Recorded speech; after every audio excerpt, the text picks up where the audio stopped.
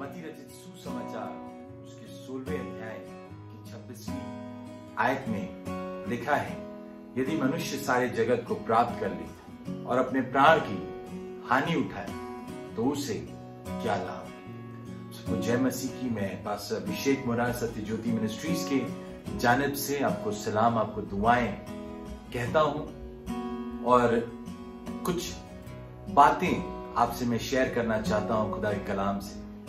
और जो आयत मैंने ली है, जैसा मैंने आपके बीच में पढ़ा, यदि मनुष्य सारे जगत को प्राप्त करे और अपने प्राण की हानि उठाए तो उसे क्या लाभ हो। जी हाँ मित्रों, ये कहानी है एक प्रोफेसर साहब की और एक नाविक की। प्रोफेसर साहब दूर एक गांव में रहा करते थे और एक विद्यालय में वो पढ़ाया करते थे और वो विद्यालय उनके गांव से नदी पार करके जाना पड़ता था।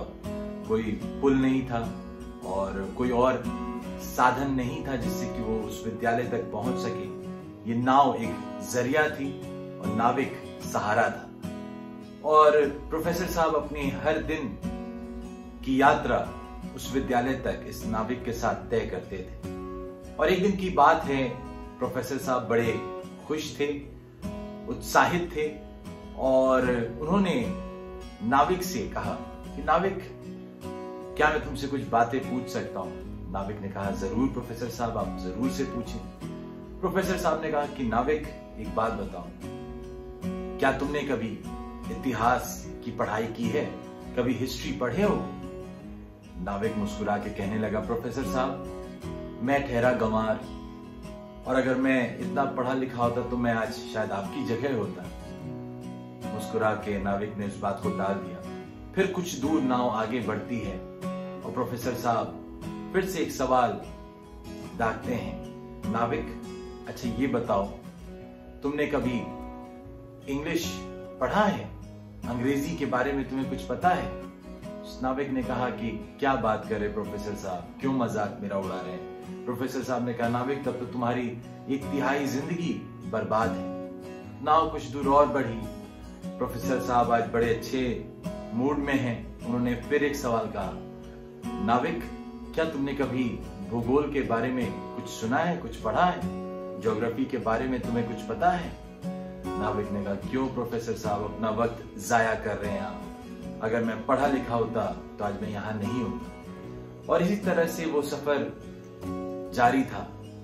कुछ समय गुजरा, कुछ पल बीत रहा था धीमे धीमे। एकाएक मौसम करवट लेने लगा और लहरें उठने लगी और एकाएक उस नदी में तूफान आ गया और नाव हिचकोले खाते हुए उस नदी में पलट गई। प्रोफेसर साहब भी उस नदी में आ गए और नाविक भी उस नदी में गिर गया। दोनों गिर गए और अपने आप को संभालने की कोशिश करते रहे। कुछ देर में नाविक ने तो अपने आप को संभाल लिया। प्रोफेसर साहब अपने आप को नहीं संभाल पा रहे थे। नाविक ने ऊंची आवाज से पुकार करके कहा, प्रोफेसर साहब, आपको सब विद्या का ज्ञान है, आप पढ़े लिखे हैं, आपको सब विषयों के बारे में जानकारी है, क्या आपको तैरना आता है। प्रोफेसर साहब ने कहा, नहीं नाविक, नहीं, मुझे बचा दो। नाविक ने मुस्कुराते हुए कहा, आज तो आपकी पूरी जिंदगी बर्बाद है। जी हाँ मित्रों, ये कथन एकदम सही, ये कहानी एकदम सही बैठती है कि मनुष्य सारे जगत को प्राप्त करे और अपने प्राण की हानि उठाए तो क्या लाभ हो। आपको याद होगा, एक नौजवान है, प्रभु यीशु मसीह के पास आता है कि मैं अनंत जीवन पाने के लिए क्या करूं। इसका जिक्र आप मती रचित सुसमाचार उसके 19वें अध्याय में पढ़ सकते हैं। और प्रभु यीशु मसीह ने उससे कहा कि क्या तू आज्ञाओं को मानता। कहने लगा कि मैं बचपन से सारी आज्ञाओं को मानता आया हूं। पर प्रभु यीशु मसीह ने कहा, उस जवान से कहा, इन सब को तो उस जवान ने कहा, प्रभु मैं इन सारी बातों को बचपन से मानते आया हूं। प्रभु यीशु मसीह ने कहा, यदि तू सिद्ध होना चाहता है तो अपना माल बेचकर कंगालों को दे और तुझे स्वर्ग में धन मिलेगा और आकर मेरे पीछे हो ले। परंतु वह जवान ये बात सुनकर उदास होकर के चला गया, क्योंकि वो बहुत धनी था। मित्रों, आज संसार की तस्वीर यही है।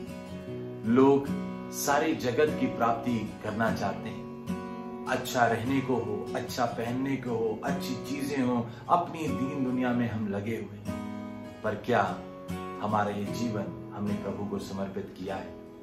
क्या हमने प्रभु से कहा है कि प्रभु मैं अपने जीवन को, अपनी जिंदगी को आपके लिए इस्तेमाल करना चाहता हूं। मैं जानता हूं कि तू ही मेरा सब कुछ करने वाला है। और बाइबल में लिखा है, पहले तुम उसके राज और धर्म की खोज करो तो तुम्हें सारी वस्तुएं मिल जाएंगी। पर मित्रों, प्रभु के राज और धर्म की खोज करिए, उसके कार्यों के लिए अपने जीवन को न्यौछावर कर दीजिए, प्रभु के कार्यों के लिए अपनी जिंदगी को दे दीजिए। जहां मौका मिले गवाही दीजिए, जहां मौका मिले प्रभु के वचन को बताइए, जहां मौका मिले दुआ कीजिए। इसलिए ये बात याद रखिएगा, वो जवान संसार के धन के लिए प्रभु यीशु मसीह से अपने आप को दूर कर लिया। उस जवान ने प्रभु से किनारा कशी कर लिया। जानते क्यों? क्योंकि बाइबल बताती है वो बहुत धनी था और आखिरकार शोक करते हुए चला गया, उदास होते हुए चला गया, अनंत जीवन नहीं मिला।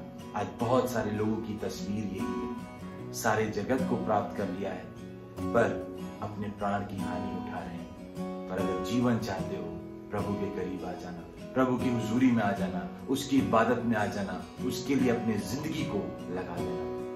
मनुष्य सारे जगत को प्राप्त करे और अपने प्राण की हानि उठाए तो उसे क्या लाभ? प्रभु आप सबको आशीष दे। Praise the Lord.